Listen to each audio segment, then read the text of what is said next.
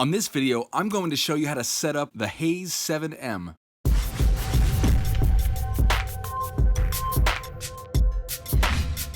I've had a number of people reach out to me asking how do I set up larger puzzles. After looking through YouTube, there isn't much out there, so I understand why people ask. I should let you know, this is how I set my puzzles up, and you may have a way better way of doing it, but again, this is how I do it. Step 1, break it apart. I personally enjoy setting up my puzzles from the ground up, and the 7x7 is no exception. It's always wise to separate your pieces. So let's start with the core. Since SpeedCubeShop.com released Vortex, this is all I use on all metal-to-metal contact points. So if you'd like to get some for yourself, I'll have a link in the description so you can get your own. So let's take apart the core and separate that hardware.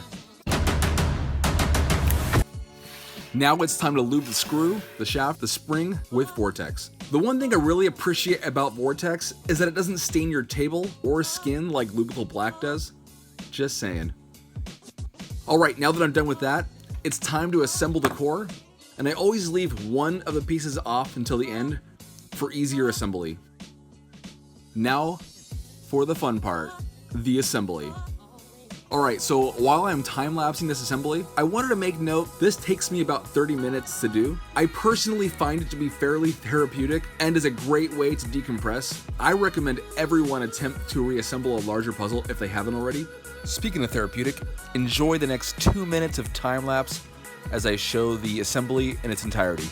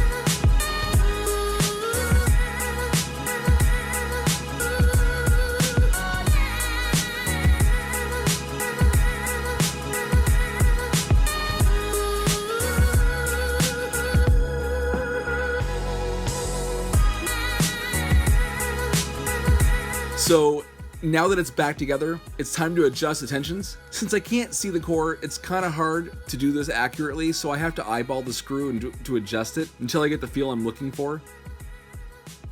And now, it's time to lube. So I'm using weight 5 on all the edges and corners. So what I do is I pick 2 sides and I lubed all the pieces with a generous amount of lube. And when I'm done, I work it in. Next, I'm choosing to lube this puzzle with jack-o'-lantern. You may want to use something else, but for me, this works great. And the best way to work it in? Give it a scramble. Don't worry, I will spare you the lengthy solve.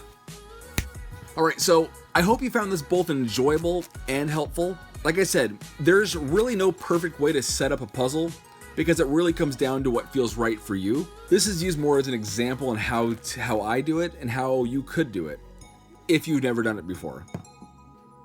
So, if you're new to the channel, hit that subscribe button, as I love watching this channel grow. Give it a like if you enjoyed the video and or found it helpful. Comment any thoughts below, as well as other video ideas, as I read every comment. Until next time, happy cubing.